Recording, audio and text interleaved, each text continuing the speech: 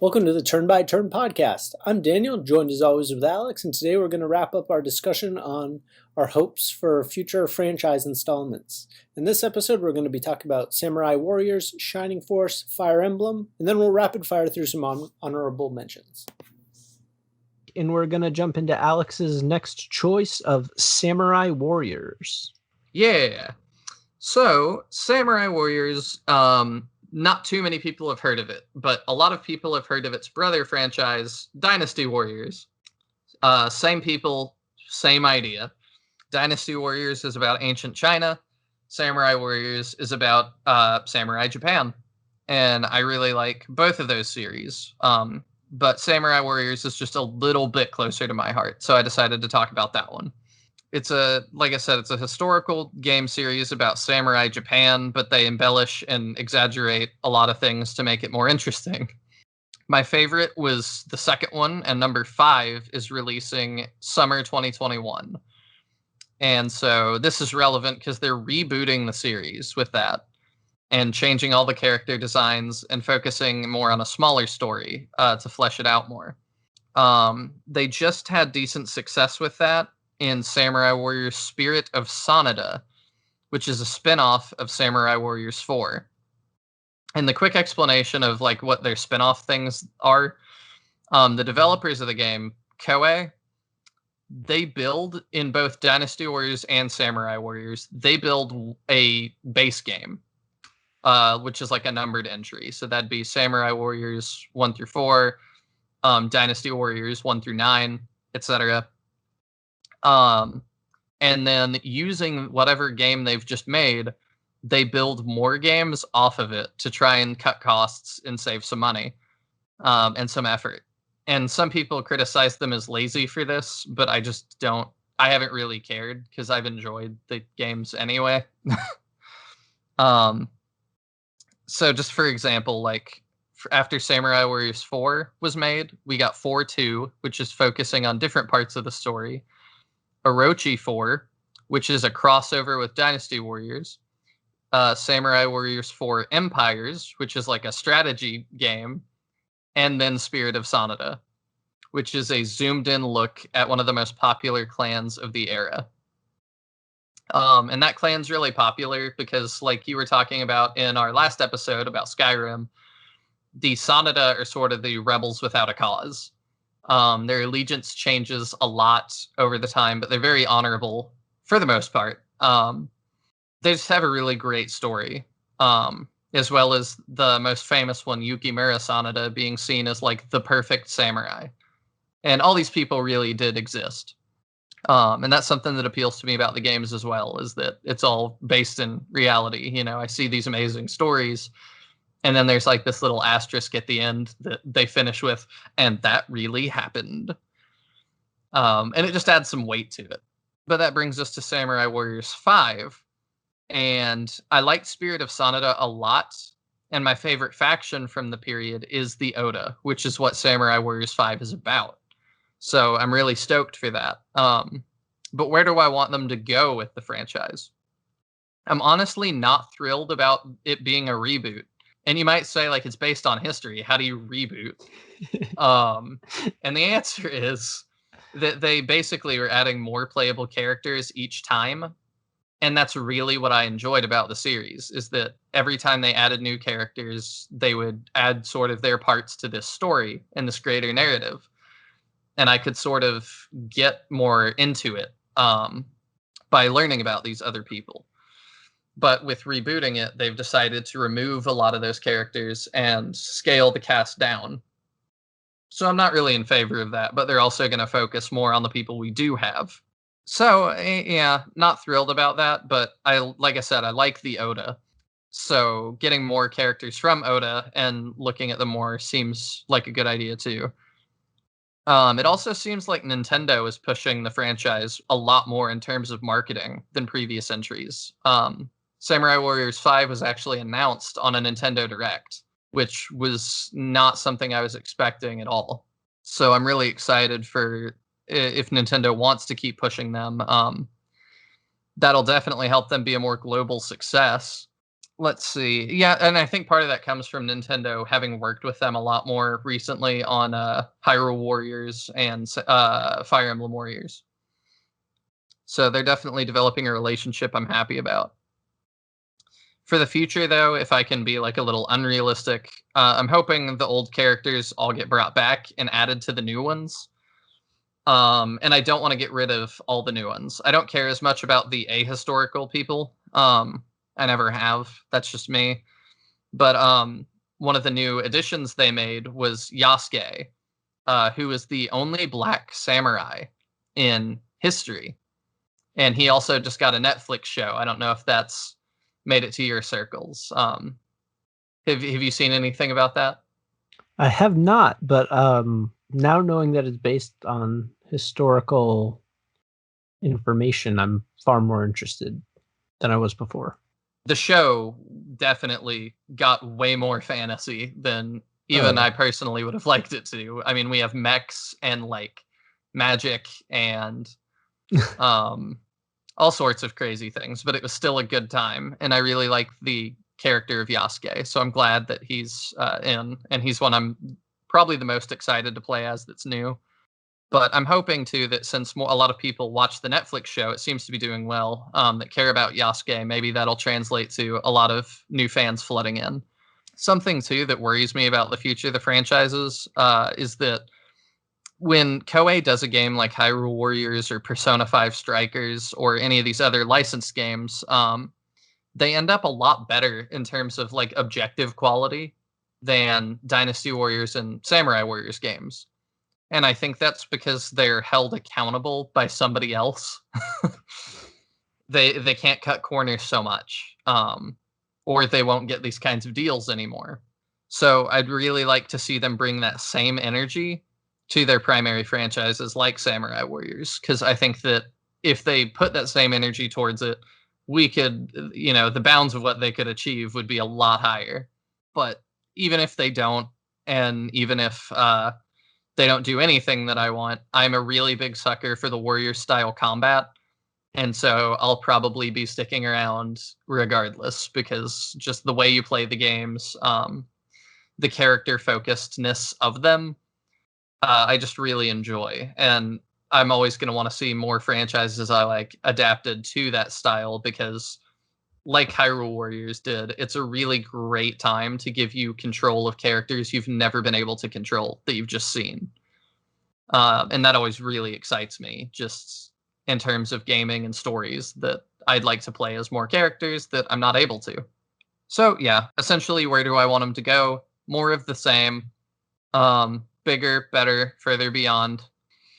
And I know some people are gonna that like the Warriors games also are gonna disagree and say no, fewer characters is the way to go and fleshing them out more. But I just like having everybody around, and maybe we can do a hybrid of like focusing more on zoomed in stories like Spirit of Sonneta and 5 seem to be doing, while also just having more of those characters around. And I don't fully know how. Maybe a free mode that lets you just play as them, things like that. And if they need to save time and just have less effort, I don't need a full art redesign every time. I really don't. Like, people can be kind of like Pokemon and just appear the same the whole time. And I don't think I'm going to get sick of it. I'm kind of okay with that. That's all I've got on Samurai Warriors. My thoughts are kind of the same as Dynasty Warriors, if you're curious. Just bigger, better, more.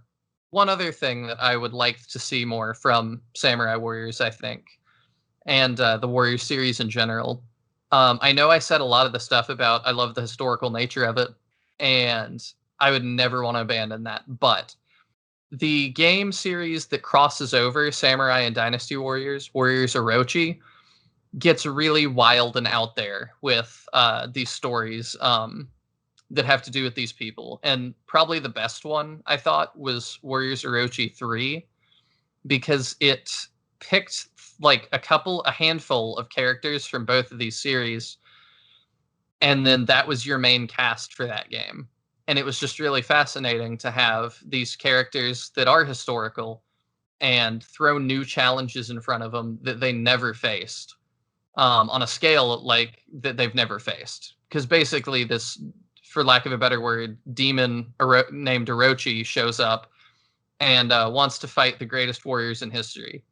And so he looks to samurai Japan and ancient China to do that.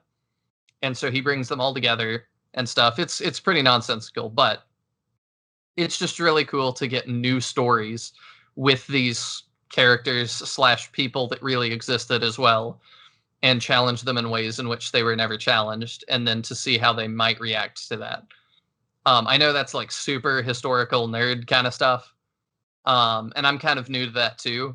Like I've not been into history like that until just the past few years, but I think it gets really, really neat. So I'd like to see a little bit more of that. I don't know if that sounds like an interesting idea to you, Daniel. Yeah, I think so. Why not? That's a good attitude to have. Why not? Why not? More games and styles, the better. Yeah. And I'd be fine with them too continuing to build that as those spin-offs like they have with the other ones, like using a base game. Like I've said, that doesn't really bother me. So just more weird stories, more weird side stories. And at that point, if you're just saying like we're gonna embrace the absurdity, I don't know that there's too much I wouldn't be interested in. Just kind of if you're willing to embrace it and know that you're being ridiculous and you're self-aware enough, which they have been, I think, thus far, then it'll go okay. But like I said, even if they don't, I'm still here, still enjoying it. All right, so next up on our docket is Shining Force, which I'm sure neither of us have many ideas on, so we'll probably wrap that one up pretty quick. Which I hope you realize by now is total crap. So, Alex, you want to kick us off with your Shining Force demands? Yeah, I actually didn't even write any notes about this one. I don't think I need them. Really, anything is a good start. The Shining brand is still going today. And I think the last one is still Shining Resonance Refrain. As depressing as that is. Yeah. And if you like those games, like I'm so happy for you. That sounded so sarcastic, but it's not. Like I'm actually happy that you enjoy those. Really what the Shining brand started as, and Daniel and I both wish they would get back to a little bit what it was. And that doesn't mean that your thing has to go away either. I think there's room for both. Oh, absolutely. And I think that's like the big point of it, is that the things under the Shining banner are like so distinctly different than what it originally was that it's like there's room for both. Yeah. Like, absolutely room for both. I have said before in the past that it's not too shocking, because the Shining brand as a whole has really been about responding to trends and changing completely what it is over time.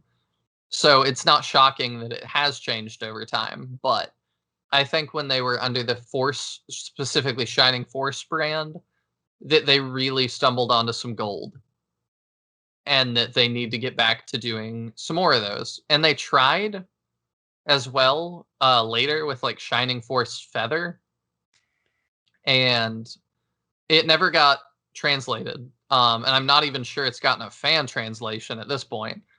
So for somebody like me that just speaks English and very little of other languages, there's not a lot of hope for me to be able to experience that as intended. So maybe a good start and refresher would be to translate that. But really, my preference would be what Daniel was saying to me before. Let's just translate Shining Force 3 first officially and release it in not a janky way. Because it came out as like, how many discs? Do you know? That I'm not even sure about. The Shining Force 3 has like been like fan translated, which who knows about the quality of that. Not to like rip on any like fan translators, but like just give it to us.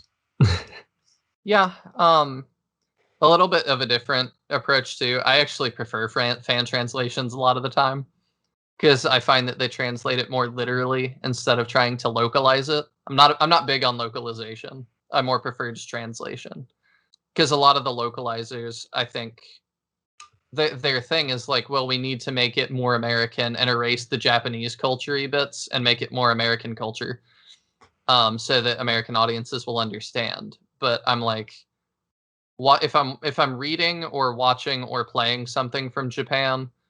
Just like, I'm already okay enough with the culture. Just go ahead and leave it as is. I'll figure it out.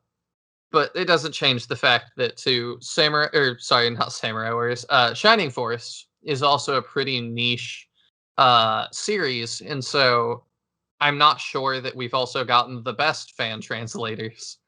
And I appreciate the work that people have done, absolutely, because you did the work that nobody else was willing to do. But it's sort of you did what you could, and maybe we have really great translations. I don't know. I haven't looked at the translations for all of them, but it would just be great if in any way this was brought to Switch or PC or any sort of modern system that it could be played on better. And I mean, I know at this point there's a market for it because Fire Emblem has really exploded in popularity. And you can't really name another franchise that challenges it. Mario has Sonic, that challenged him for platformers.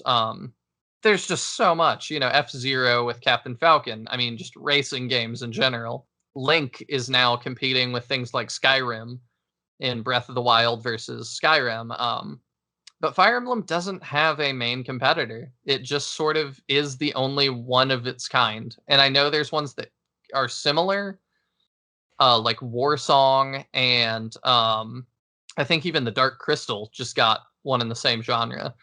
But let's not pretend that either of those are going to blossom into a franchise that could potentially challenge Fire Emblem's spot in the market.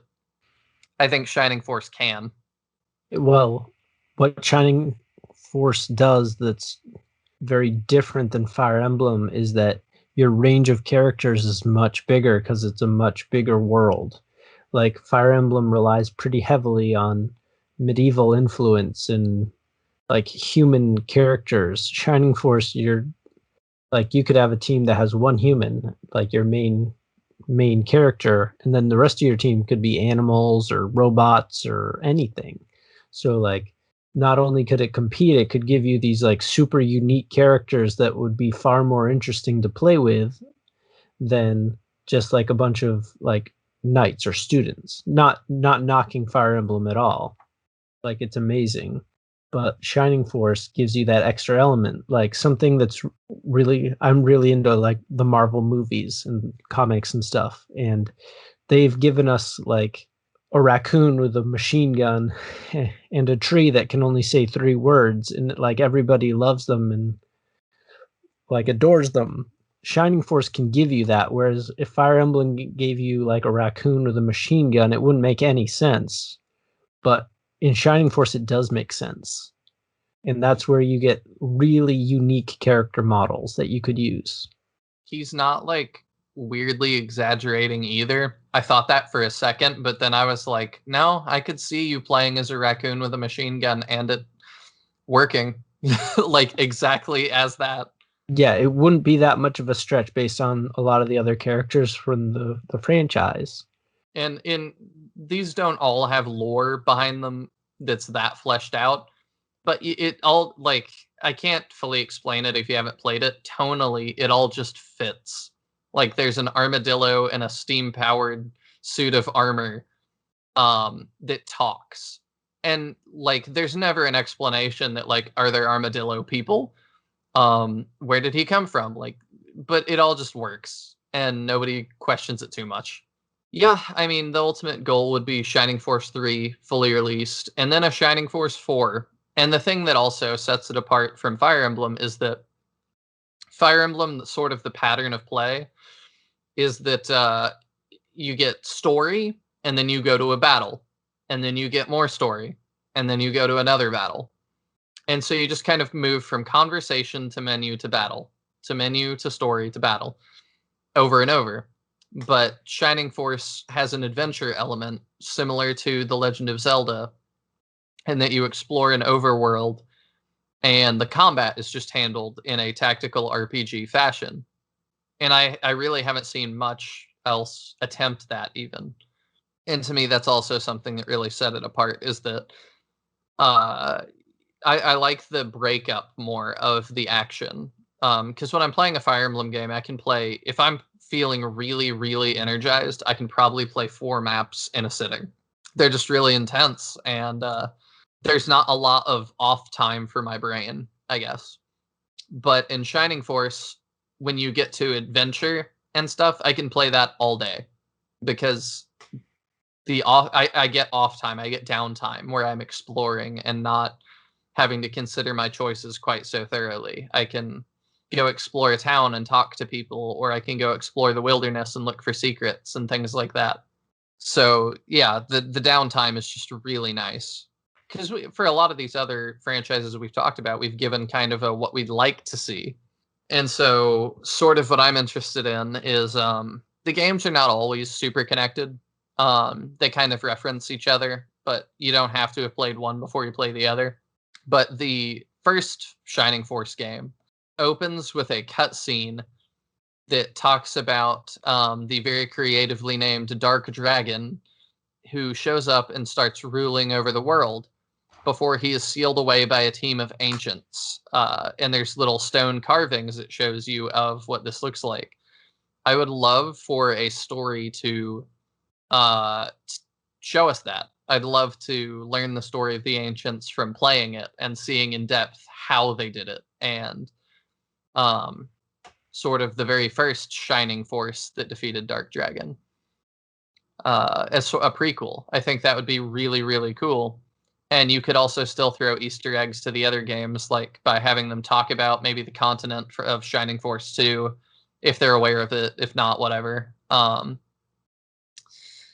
There's a bird god in Shining Force 2 called Volcanon, and I think maybe Volcanon could show up to help them fight, potentially. Because it would make sense that he would still be around thousands of years later.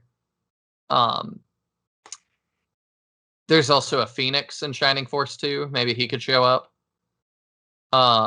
There's a cyborg named Adam in Shining Force 1 that seems to have been built by the ancients, so maybe he could be part of your party. And then when maybe he dies at some point or gets damaged and he falls, and then that's where you find him in the first game generations later, 1,000 years later. I have lots of ideas about where this could go. How do you feel about that, Daniel? I think that all sounds good. I would definitely be open to have more of the lore given to us, because you're given a very specific slice of the pie of the lore.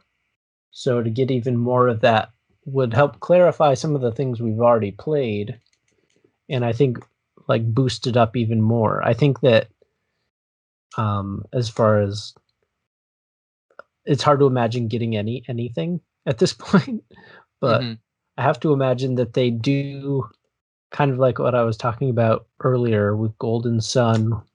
If they were to give us another game, it'd be either way, way back in the past or way, way in the future, so as to not have to deal with continuity things, because a lot of people probably wouldn't go back and play.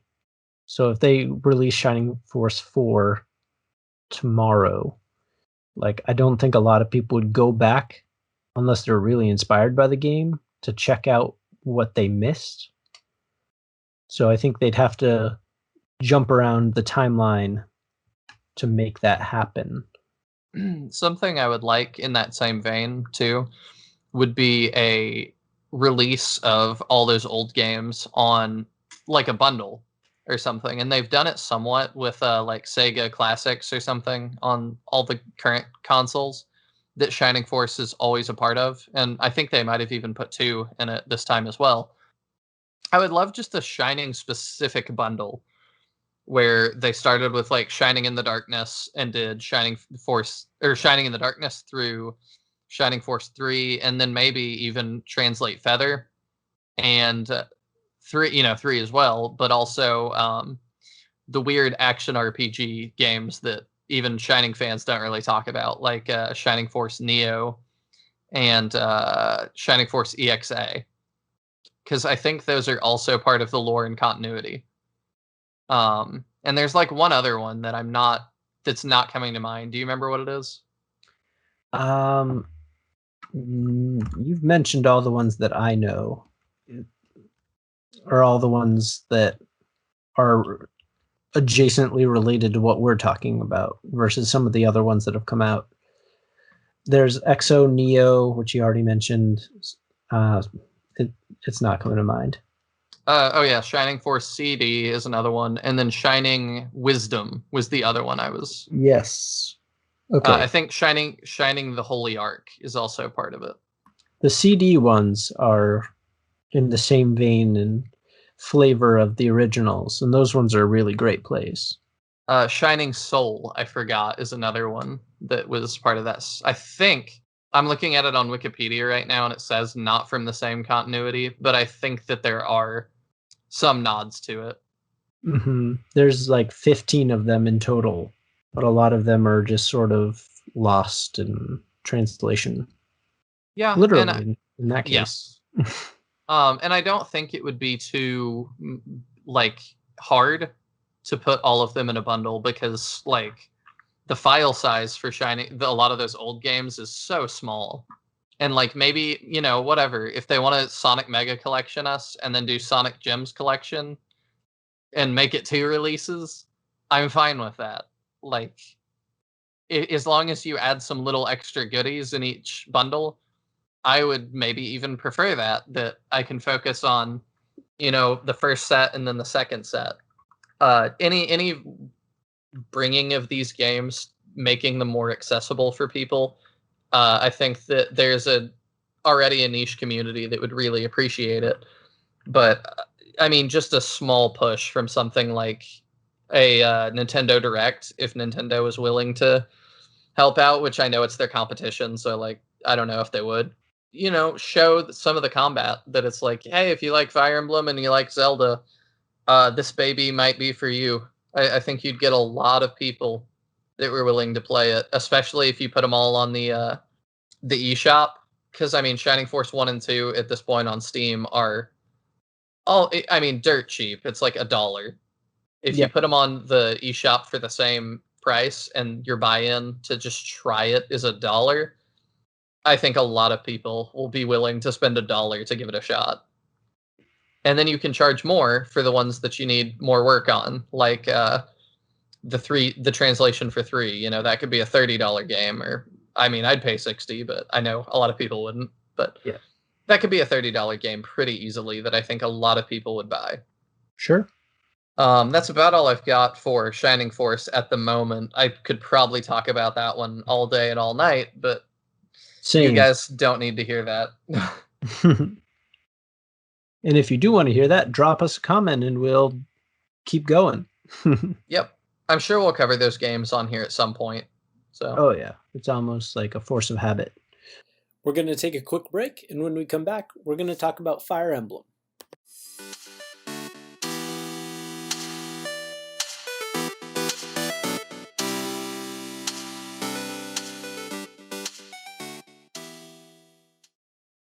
Hey, this is TC. And this is Jim from the Studio Demands It podcast. Where every episode we take a demand from a hypothetical studio, which could be you, and challenge ourselves to conceptualize, pitch, and craft a film based on the stipulations or the demands we are given. We talk about movies all the time. Particularly, we complain about the choices made in the films we've seen. We're nerds like that. And, of course, like any good nerd does, we automatically assume that we could do better. Even with the demands and restrictions that clearly must have been put on by a production. So head on over to studiodemandsit.com and listen to our previous library of episodes. Our library of previous episodes. Our precious library, Jim. Our library of precious episodes. You're a pirate, Smeagol. Okay. So head on over to studiodemandsit.com to listen to our library of episodes. And submit your demand for a future episode, too. So go do that. Okay, bye. Okay, end of ad. Hi there, I'm David. And I'm Kate. And we're the hosts of another Zelda podcast. There are so many good podcasts out there, and some of them in particular concern the Legend of Zelda. That's right, Kate, and we are another one of them. That is actually the name of our show, Another Zelda Podcast. And in our show in particular, we talk about some of our favorite dungeons, characters, boss battles. We have top 10 lists. Yeah, we do deep dives on game design and production aspects of the different Zelda games. And we talk about our own experiences. We do some review episodes, talk about our challenges, our struggles, and our victories. That's right. Really just almost anything that has to do with Zelda, we like to talk about it. A new episode comes out every other Friday, and you can subscribe to the show on Apple Podcasts, Google Play, and YouTube. And you can also check out our episodes on our website, anotherzeldapodcast.com. That's right. All right, we will see you there. Okay, bye!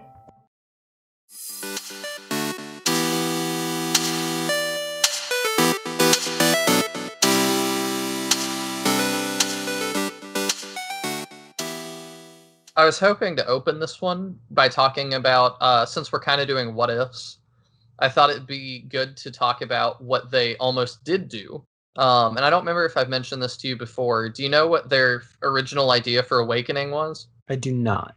So they knew that the coffers, so to speak, were almost empty, and Fire Emblem was just not performing as well as they wanted. So they knew Awakening was going to have to be something special. So they kicked around a lot of ideas before settling on the time travel aspect and bringing all the series' characters back. It seems like one of the first main ideas they had was, we've never done Fire Emblem in the future. So they were going to potentially make it a sci-fi game. I see you grimacing. Not a fan of that idea? No, that doesn't sound... It doesn't sound like it'd translate the way they'd want it to, and it sounds like it didn't. Yeah, there probably is multiple reasons why they didn't go with that. But I just thought it was interesting that was something Intelligent Systems was considering at one point as the way forward. So for you, Daniel, what is the way forward? Way forward. I struggle with this because I was very happy with Three Houses, which is the most recent release, depending on when you're listening to this. So it's hard to really think about where it would go from there. I have opinions if you want me to start. Okay, go ahead. I've played a little bit more Fire Emblem than Daniel has, though he's rapidly catching up to me. So I've said on other shows, I started with Path of Radiance and Radiant Dawn, and some of the older ones like that, even though by the series standards, that's, number 9 is what I started on, so it's really older. Something that I think we need to get back to is, let's stop doing these multi-choice stories. I don't think it is a great fit for Fire Emblem, and it's been we've done a couple of these now. The past 3 have been that, because we did Fates, which was 3 games, essentially. That's how they marketed it, with Birthright, Conquest, and Revelations. And then we did the remake of Gaiden, which I appreciate them not changing, but it is a split story between Alm and Celica, and you play those 2 halves of the story that cross over at times, and it still sort of gives you that feeling of 2, at least. And then we get to 3 Houses, which there's 4 paths through, and this changes the entire game. I'm just kind of ready to be done with that, because I feel like each time they're splitting their resources by however many times they're dividing the game. In a game like 3 Houses, where we're going to do 4 different playthroughs that are very different, we're splitting the resources of our one game 4 ways to try and create 4 games. And I appreciate them not marketing it as that, but it still sort of is that. And I think they didn't market it that way because they saw with Fates that it grew new expectations. And I think they got too big for their britches, so to speak, in that they said in Fates that there was not going to be reused maps. We were going to get all new maps for every single route through it, and there would be surprise characters and all sorts of things, and then none of those things happened. We got tons of reused maps. It was the same characters with no real surprises. And then Revelations, which I won't spoil here, just sort of fizzles out, and it becomes really nonsensical, and the story is really, really bad. And I think that they just ran out of resources. And they were better at managing it with the reboot of Gaiden and also 3 Houses, but I can still tell that we're doing it 4 ways. you're getting a lot of the same maps in Three Houses. And even sometimes when you're not getting the same map, quote, quote, like in the Ashen Wolves story, I noticed on one of the Ashen Wolves is a side story that you can get as DLC, just by the way.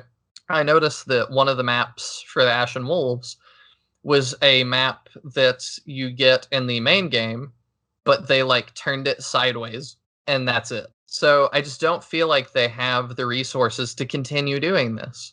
But I'd like to see, because they definitely have more money than they used to.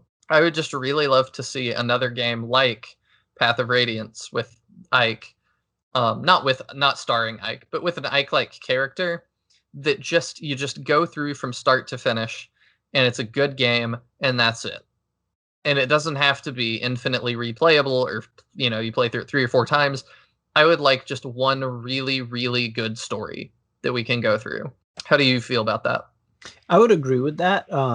Having the multiple paths doesn't irk me, but again, I've only played the Game Boy Advance version, 2 games, and then 3 Houses so far, so I'm not tired of it like I imagine more hardcore fans are. Going back to a single narrative is always nice to me, just because I feel like games now are, oh, well, here's the game. You can go through the game as this character. It's very like multi playthroughs to do different things each time. So a single narrative would be great. But I've enjoyed the multi, like playing through the different houses. So I wouldn't mind seeing different version of that also. But yeah. Since I'm not as familiar with the franchise, I guess I don't necessarily know what we've gotten to know what I'd want more of or less of, because I've been happily satisfied with the 3 that I've played. So there's not really a complaint yet. Maybe a heavier emphasis on decisions. Like I feel like you're asked a lot of questions in Fire Emblem and you're allowed to respond to them, but your question, like frequently both answers lead to the same result. So like, why even bother asking me? Yeah. Maybe make it so if you're asking me a question, whether I like one thing or I like the other thing, don't give me the same response of like the same like canned response. So like if I say I like sweets in the game, the character's like, oh, I do too. And then I say, oh, I like spicy. And the character says, oh, I do too. Like, what was the point of asking me to answer that question if it's not going anywhere? So make the questions they ask you matter. Yeah, and I'd like to say too, the multiple path thing doesn't irk me exactly in concept. But my thing is just, if you're gonna do it, really do it and make everything different. But at that point, you are genuinely creating 2 or 3 or 4 full games. And that's what I would want from that concept. But I also understand that that's not a realistic ask. It's not even fair. It would be a massive ask. Yeah, it's just not really fair for me to say, well, do 4 games, but that's kind of what you're trying to do anyway. So I'm just saying, it doesn't bother me on paper. I would love that, but if you can't commit the resources to do it, don't try and strain yourself so hard. Like I'm telling you to put in less work on the coding end, at least. You're going to have to write a better story, I think. But as far as like creating assets and character models and all these things, I think that you don't have to do quite so much. I'm asking you to bring the level count, because if we're counting 3 houses, how many levels there are, like mission or maps and things, there's probably like 26 to 28 chapters per route through the story, and then multiply that by 4, and then add the side story, which has like 6. Like you have 2, 4, 6, 8, like I don't know. I'm terrible at math, but let's just say around 70 different chapters you've got to do. And that is a lot of writing, and it's a lot of animating, and it's a lot of maps. I'm asking you, just make it like 35 or something, like half of that. Just put more effort into those 35. Sure. I think that makes a lot of sense. And I'm happy to see it continue either way. Oh yeah, that's another one that's a mainstay for me that like I'm never gonna, even their worst choices, I've still found some enjoyment in. And if you're wondering what I mean by that, it's Fates. It's again like, if you love that game, I'm happy for you. I thought it was really bad, and just the gameplay is fine to some extent. I love the gameplay of Fire Emblem, always have, always will. And so more of that is never going to be like a huge negative to me. But I wanted a lot more from the story that I didn't get. And even just things that are like, I feel mostly related to effort, not skill. It would have just taken a little more effort. They didn't want to. But I still found some enjoyment in that game anyway. And it's one of those things that, like, I tell people, if it's one of my favorite series, be it movies, games, books, or even my favorite music artists, if I score it a 1 out of 10, that usually translates to like an 11 out of 10 on my score for everything else. Because at the end of the day, even the worst, like, I would rather play Fates over and over again than play a lot of other games. Like, that's just how I am, because I love the franchise and the combat, and at the end of the day, everything. And Fates had some neat stuff too. So some of the cool things that Fates sort of does that I would like to see a little more in the future. It's not a secret. I was not a fan of the way both Fates and, to a lesser extent, Awakening took the franchise. I just didn't like that direction as much. But something I did like from those games is that they took more into account the whole timeline of the series. And that is something I think is really big going forward. Awakening brings in weapons from Fire Emblem 4, Genealogy of the Holy War, and Thracia 776, which is Fire Emblem 5. It brings in a character named Priam that is the descendant of Ike from Path of Radiance and Radiant Dawn. And then you have a DLC mission from Fire Emblem Fates that is called Before Awakening. And Crom, Lissa, and Frederick are on the road to somewhere. I don't think it's really specified. And they run into your characters from Fates. And I think it's I forget. I think it depends on which one you're with. I don't totally remember. But Xander or Ryoma, whichever the prince you're with, says, "Oh, I'm Prince Xander of the Kingdom of Nor." And Crom says, "Oh, you mean like Nor as in the ancient kingdom of Nor? Like the fictional kingdom that's in our storybooks?" And I'm like, okay. So Fates is so far at the beginning of the timeline that by the time we hit Awakening, they don't even remember that that's not fiction anymore. Like they have questions about the actual validity of that. But I love that in stories. I love wide-spanning lore like that. And I know it's going to be a little weird because Fire Emblem, I don't think, was designed like that. And Awakening and Fates had to force it a little bit. But I don't mind them trying to force it a little bit because I like that whole continuity thing and them bringing everything in to make all of it matter and all of it make sense in relation to everything else. And there's some great videos you can go watch about the whole timeline of it all and where everything lands. And they look at all these different things, like where things could be on this hypothetical world. But I just really like connectivity like that, and things like Crom and Lissa being descendants of the hero king Marth from the first game. I'd love to see more of that. I don't know how you feel about that, Daniel. Since I haven't played those two, that sounds good to me. It relate it to the ones that you've played though. Like, can you imagine, whatever the next game is, referencing the war from Three Houses, and to keep it all canon, I'm sure they'd have to do it vaguely, but all of the references are sort of vague anyway. I'd certainly like to see more connectivity between them, like whether it's all these stories are happening on one larger map, which is something that is sort of like, not to be too spoiler, I guess, but there's a little nugget of that in Three Houses.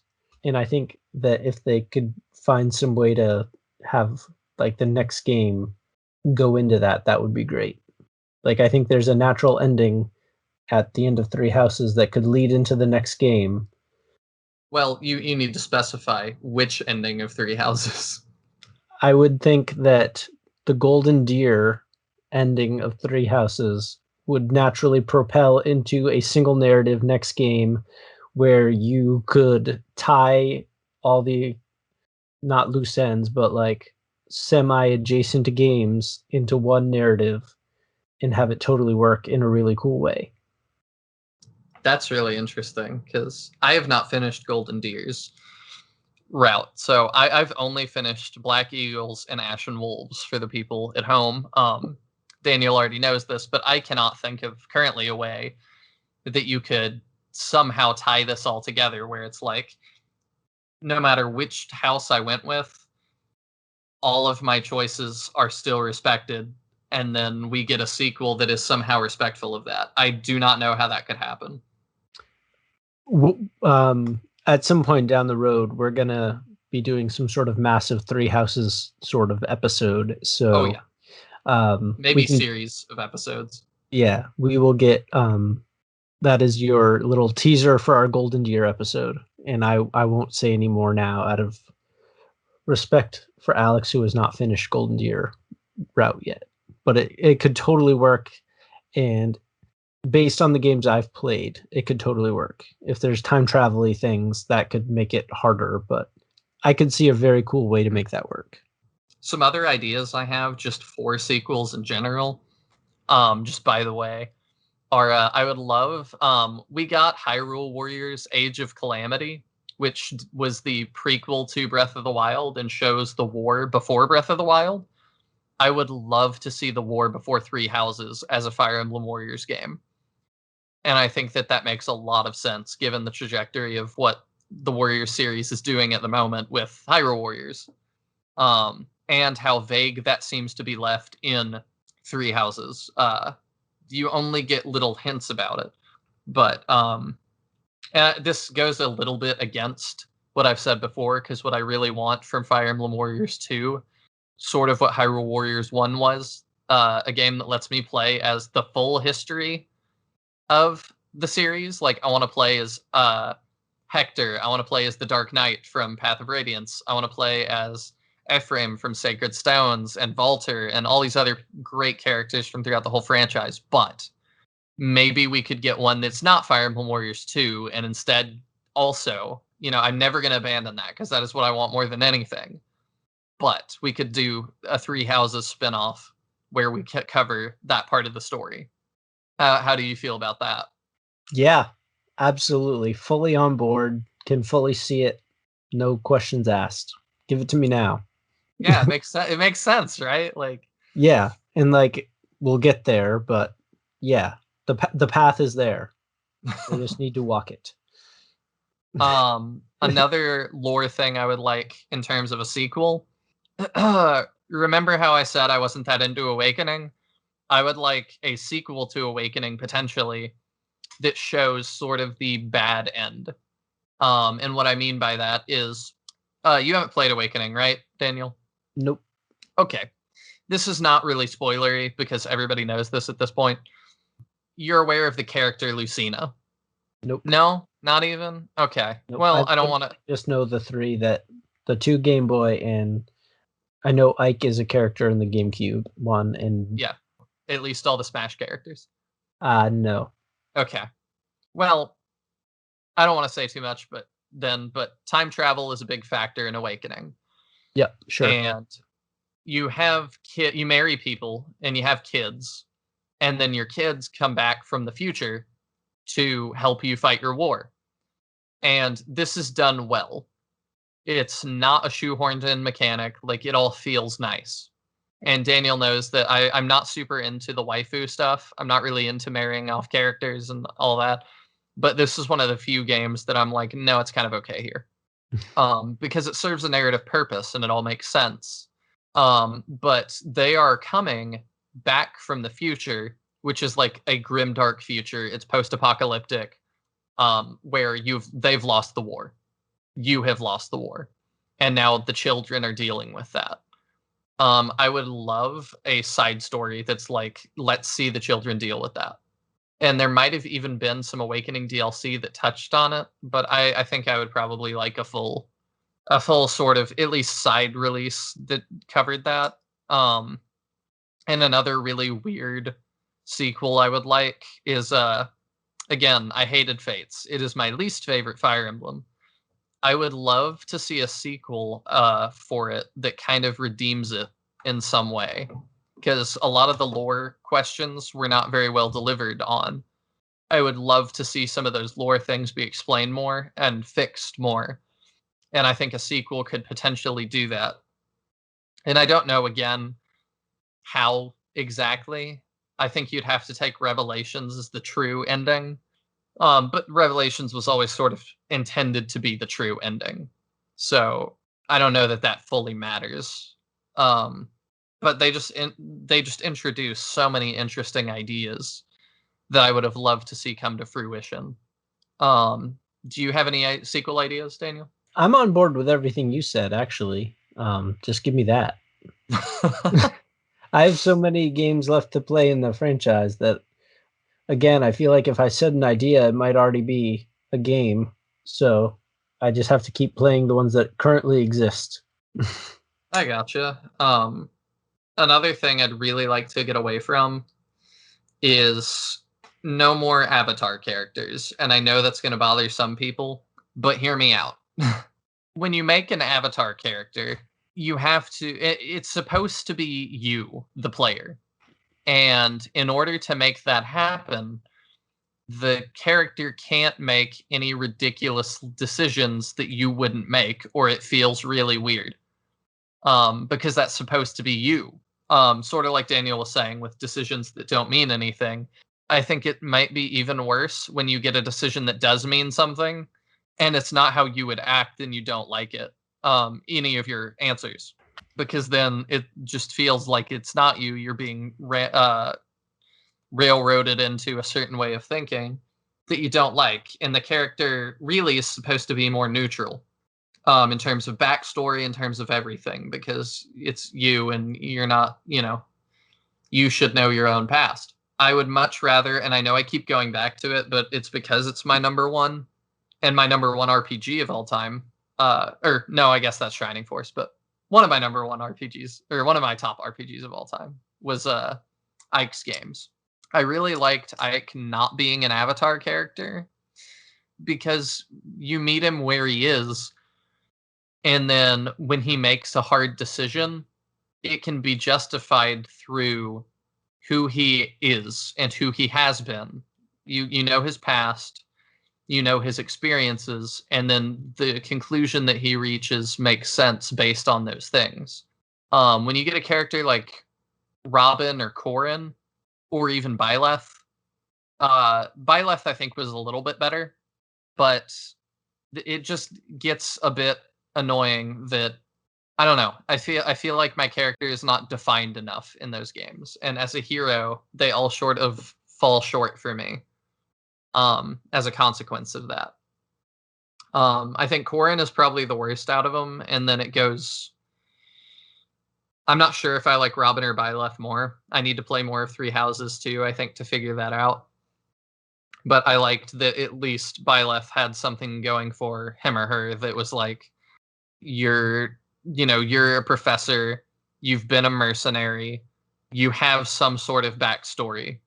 But then they also weirdly hide things from you. Like, your dad is really weird about his past with the church, and he's like, oh, they're super shady. Let me tell you about that. Oh, somebody's coming another time. And then we just never get to it. And you don't know who your mom is. And it's sort of treated as this weird secret. But, like, I'm the main character. I should absolutely know who my mom is, Like, it doesn't make sense to hide that from you, because you should know that.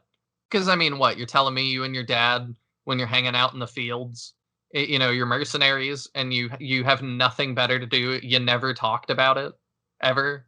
I don't know. It just gets a little bit weird. They also integrated that for Byleth's character a little bit more, that he is more passive, though. And people comment on that like it's weird. people know you as like the stone-faced teacher or something that doesn't really have an emotional response to these things. And I think that's fine for a game. But going forward, I can't have everybody be stone-faced or making decisions if they're supposed to be me that I don't agree with. I don't know how if you've played Three Houses, I don't know if you feel the same about Byleth at least. Yep, I see what you're saying about, like, sometimes you're like forced to say something that you might not agree with just to get whatever response they want from that character. Yeah, and it's fine if it's not supposed to be you, but when it's supposed to be you, it gets a little bit weird. I'm trying to think if I could keep going. I don't know how much time we have, but there is at least one more. Before Three Houses came out, there was a leak that was obviously fake, but the leak said that the Fire Emblem game that was in development was going to be a darker game about pirates and vampires. And this sounds a little bit weird, but a lot of the plot sort of things sounded pretty interesting, and I can kind of see it. There are boat maps in a lot of the Fire Emblem games, and a lot of these maps are not great. But I think that's more related to flying enemies, and if you didn't have so many of those, I think it might be a bit better.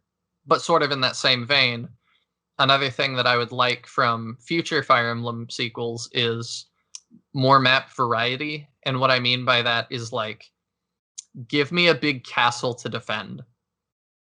Fates had some of those that were pretty good, I thought. On, I think, Birthright's side, that it felt like I was assaulting a large castle. Let me not just be the one assaulting the castle, though. Let me be the one defending the castle sometimes. And let me do that in multiplayer as well. I think Fire Emblem multiplayer is a no-brainer, but it hasn't been done super well as of yet. The best I think it's been done is in the Game Boy games with the Link Arena, because it just let you pit characters against each other. But there was not a lot of strategy stuff in terms of map placement, since they're all just in lines and you pick who hits who, and that's it.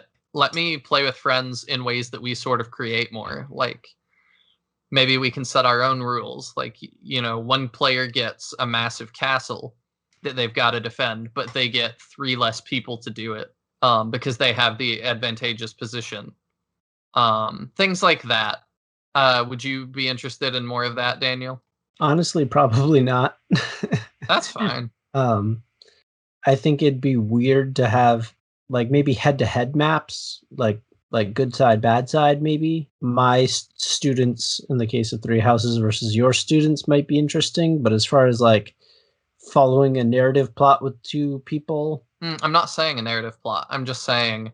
Oh, okay. Like, head-to-head stuff? Yeah, head-to-head, but, like, the problem that we've had in the past in the franchise has been, like, Fates just had exactly what you said, just head-to-head with, like, maps from the game. But the problem ends up being that whoever goes first, or whoever engages first, is at a massive disadvantage. Because if I charge into your forces, I'm charging my Myrmidons into your knights and stuff, then I'm just completely out of position. And you have this really strong wall that you're ready with all your knights and your tanks and stuff. And then you can have your mages just rain fire on me, and that's the end of me. Yeah. So whoever breaks ranks first and attacks loses, typically. Yeah, which is why I'd have not a lot of interest in it, because it is very, like, unless you're doing something kind of weird. Yeah, that's why I'm saying create more objectives for versus mode. Like, hold the castle for 20 or 30 turns to put pressure on the attacking people, but then you, as the defending force, get like 3 less units or something to try and offset that they have to break ranks and attack you. You cannot respond to that as heavily as you potentially could otherwise if the forces were more balanced. And then maybe give you some other toys to play with too. Like, you get a ballista that has wide range as another way to put pressure on them. Like, once they start coming in, they better commit, because they've got to kill this ballista guy that's focusing them down. Or you can just, tank it with your tanks, but that'll take more turns. and then you have less turns overall, and they just have to hold for 30 turns. Something like that, or like a King of the Hill mode. I mean, you could do whatever. Just give some objectives that make it so that it's not two lines of troops staring at each other, breaking ranks or ending turn to see who goes first and loses. The YouTuber Bismix, I think is his name, has a whole sketch like parody of this, that it's people doing competitive Fire Emblem Fates. And it's literally just people like sitting across from each other, pushing end turn over and over and over, going, you move, no, you move, no, you move. And that's as competitive as it gets, because there's no incentives to do anything else. That's sort of the end of my thoughts, though, I think.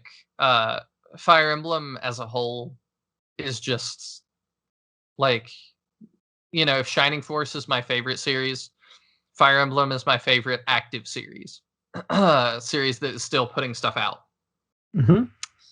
So anything they do, I'm immediately super excited for, and I'll be a part of it. I also wish, like, it's not a video game thing. I wish they'd restart their card game. I actually imported the cards and made my own translations for them and put them in card sleeves and made it look all nice. It was a lot of fun with friends, and I really wish they would do more of that as like a multiplayer experience. But anything that they do, I'm immediately really excited about. And I think we're now past the point that is like the amount of days that it took to announce 3 houses. So we should technically be getting a new announcement anytime now of the next, whatever's next. I'm really excited for that. And I have my guesses as to what it's going to be that I guess I can just make here. They might remake Ike's games. I know there's been whispers about that. There's been whispers about redoing Genealogy of the Holy War, which I'm going to be a little sad about if they do, not because they're redoing it. I loved Shadows of Valentia and how they redid Gaiden. I think they did it with the utmost respect and didn't change really anything. And that's exactly how I'd want it. They just updated it. But Genealogy of the Holy War is one of the coolest sounding game names of all time. And I know they'd have to change it for the remake. But hopefully they'd still make it really cool. I know they would. So I'm excited for any of those remakes. And if not, maybe we'll get that 3 Houses prequel, or maybe we'll get something totally new. Maybe it'll be pirates and vampires or something. Who knows? But Intelligent Systems, I know they've recently said, and I think I brought it up on another podcast we did, but I'll say it again here. They've talked about they have more resources now than they've ever had before. And they're interested currently in just expanding. They are hiring more people to work on more projects than they've ever done before. And I'm really excited by that. That's what they've chosen to do, rather than remain more of the same. So I'm hoping that we keep getting these weird projects like Warriors. I don't know if I'd want another Tokyo Mirage Sessions. I don't even know if Daniel knows what that is. Nope. But I don't think I'd want another one of those, but maybe something in the same idea, same level of weirdness. What Tokyo Mirage Session was, for you real quick, was a Fire Emblem Persona sort of crossover that was also neither of them, where a bunch of pop stars in Japan have to respond to a evil force stealing people's creativity. And they do this with sort of spirits they summon, like you talked about in Golden Sun. But the spirits are the ghosts of Fire Emblem past. And so we get new versions of like Chrom from Awakening. It was very Awakening focused, which I didn't like. But they also put in some of Marth's game. And we just got these really weird characters from some of these. In fact, will you just Google? We can get your reaction on air. Will you Google for me Tokyo Mirage Sessions Chrom and just look at the design and just give me your thoughts. Huh. And this is related to Fire Emblem? Yes. Huh. It came from the idea that one of the, I guess, creative heads of Fire Emblem said he always had this image in his mind of a Pegasus Knight landing on top of Tokyo Tower. And so this was sort of his way to achieve that. Interesting. Do you like the design? I'm curious. It's not bad. That's what I thought. It's fine. It's just a weird spinoff, and I would definitely like to see a little bit more of that. Just more weird spinoffs. Sure, why not? Do you have anything else for Fire Emblem, or shall we move into our lightning round? Nope, I'm good with Fire Emblem. Let's really put the lightning in this round. No problem. So do you want to start with Phantasy Star? Yep. So, just briefly, I think Phantasy Star, I don't think we necessarily need a new game about it. I think we need the original games, which are fairly heavy on the environmental themes. I think they should be remade in a totally same game, same story, just remade in like a more modern art style, and have the battle components of it reworked. Do you know much about it? Just really quick. I played Phantasy Star 2 a little bit because it was part of the same Sega Smash Pack I got Shining Force on, but it was super unoptimized and crashed all the time, so I could never make it very far. Yep. So the art style for it is very, it looks like it was made in Microsoft Paint. So I like the colors, though. The colors. I don't know if that's controversial, but like it does look like Microsoft Paint colors. Yeah, like the palette they had. But I like that because it gives it a unique feel. Very straight colors, very straight lines, not a lot of angles. So I think like if you wanted to like do an updated version of it, maybe like a Three Houses, like a Golden Sun, just release the exact same game, new coat of paint, and see if you can like recapture that audience, because the games are pretty solid and interesting. It's just the art is just, oh boy. So that's just a quick request that I have. What's one of yours? I'd also want the same music, just to add on to that. I liked the music a lot, at least in 2. Oh yeah, the music is good. All right, my lightning rounds are even quicker than that. So these are franchises I think could be easily fixed that have been derailed. Mostly are RPGs, but not all of them are. Earthbound/Mother. Translate the third game and officially release it. The resistance to do so is pretty absurd at this point. It almost feels like Nintendo is just trying to prove a point and stick it out, and it's become a challenge at this point to not do it. Star Fox. Make another game like the old ones. You don't need new gimmicks. F-Zero. Make another game like the old ones. You don't need new gimmicks. Paper Mario and Mario RPG games. Make another game like the old ones. You don't need new gimmicks. Are you noticing a pattern here? Yes. Elder Scrolls. Release Skyrim again. I can't play it on my smart fridge yet. I'm just kidding.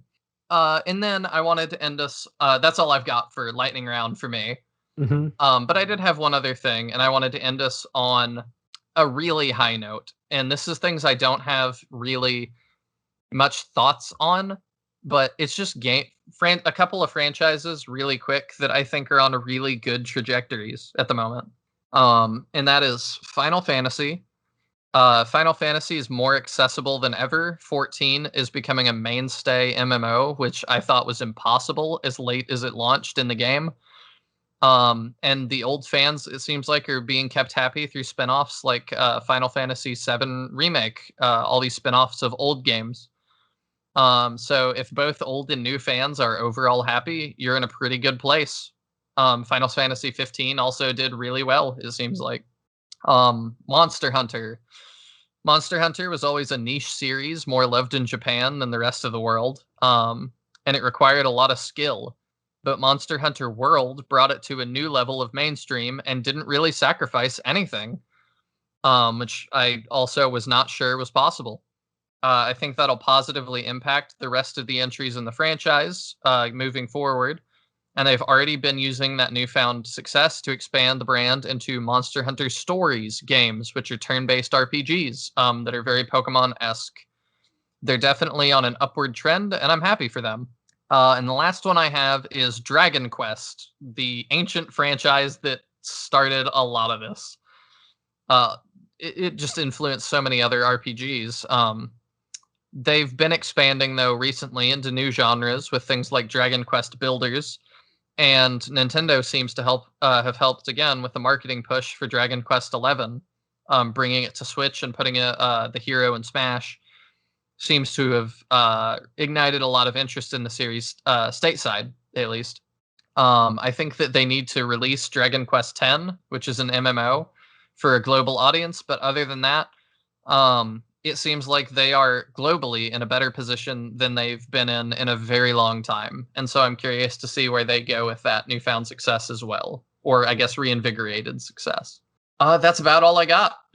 All right. Well, after our massive two-parter on where we would like these to go, I guess the studios have a lot to be working on. I mean, I hope so. It'd be really cool if some game developers were listening and wanted to take any of these ideas. I know. If we get 1/10 of our list, that would be insanely amazing. Oh, yeah, for sure. But everybody, thanks a lot for listening and tagging along for our first ever two-parter. And be sure to check back with us next week. Yeah. If you want, you should definitely comment on our Twitter, reply some of what your favorite franchises are and where you want them to go. We're always open to talking about this, and who knows, maybe you'll prompt us to have a whole discussion on your ideas. We will absolutely do that. I respond to literally everything. So until next time, be well, everybody. Bye. Bye.